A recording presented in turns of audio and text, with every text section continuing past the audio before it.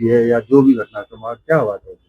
उस दिन अपने मेरे पास कॉल आया था 6:52 पे महाराज जी के कॉल से। सुरेश ने बात की कि भाई साहब की तबीयत खराब हो गई है और आप हॉस्पिटल आओ। तो मैंने बोला भाई कौन से हॉस्पिटल आना है? तो वो उन्होंने बोला प्रेक्सा हॉस्पिटल आ जाओ, भाई साहब की ज़्यादा तबीयत खराब है। तो मैं वहाँ से अपने झालामन था तब, वहाँ से यहाँ दुकान आया, दुकान से सीधा मैं गया था हॉस्पिटल। मतलब 7:30 बजे तक मैं हॉस्पिटल पहुँचा था।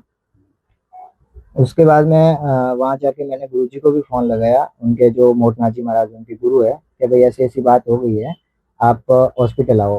तो उन्होंने कहा हम रास्ते में आ रहे हैं। वो तो कोई प्रोग्राम में थे, बाड़गा से निकले थे तब। तो 2 घंटे में लगभग वो भी आए और फिर हम वहाँ से हॉस्पिटल से डिस्चार्ज किया। उस टाइम उन्होंने जो बताया था भाई कि आप पोस्टमार्टम के लिए ले जाओ। तो गुरुजी ने बोला कि पोस्टमार्टम तो करवाएंगे, लेकिन अपन पहले भाई साहब को ससामान वहाँ आश्रम में ले जाते हैं, श्रद्धा सुमन अर्पित करेंगे, तब तक सब साधु संत आ जाएंगे। उसके बाद में अपन पोस्टमार्टम के लिए ब्रह्म मुहूर्त में ले जाएंगे, क्योंकि रात को पोस्टमार्टम होता भी नहीं है।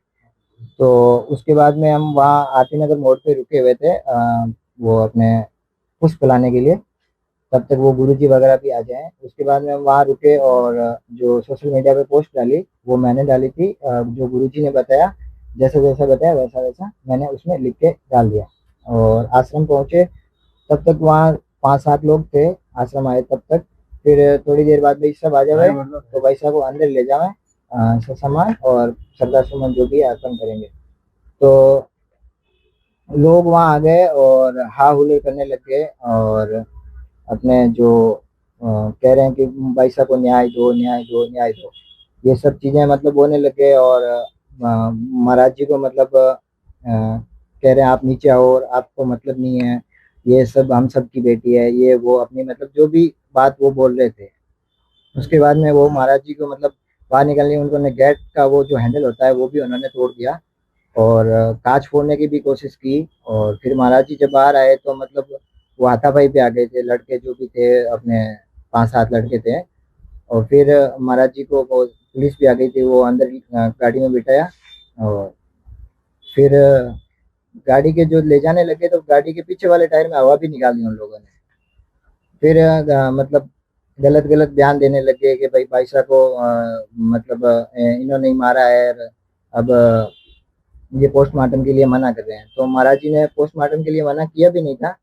और वहाँ पे जो लोग आए हुए थे जो मतलब नारेबाजी भी कर रहे थे और गाड़ी तोड़ने की भी कोशिश की थी।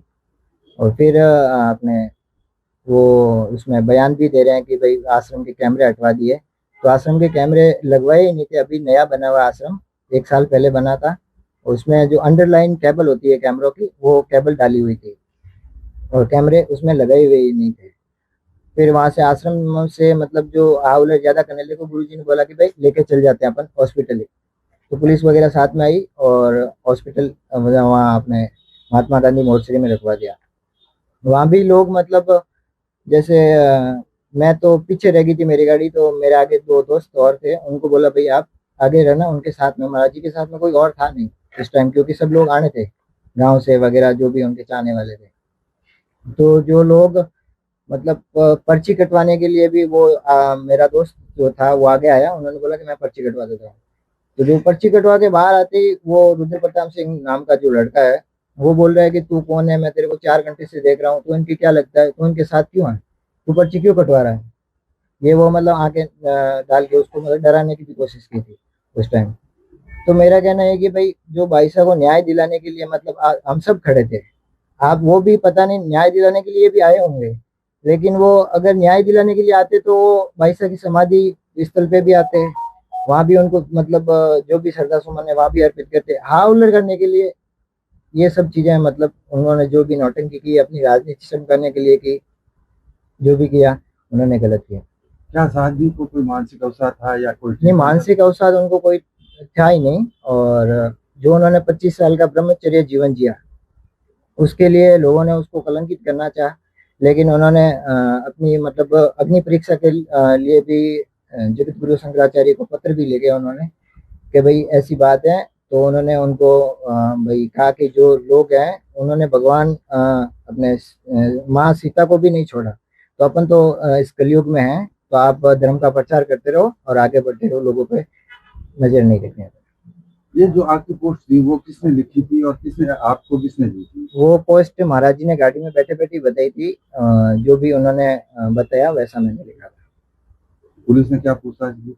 पुलिस ने यही सब पूछा है कि अपने घटना के बारे में जो भी हुआ उसके बारे में। कितनी बार बुलाया? एक बार ही बुलाया था।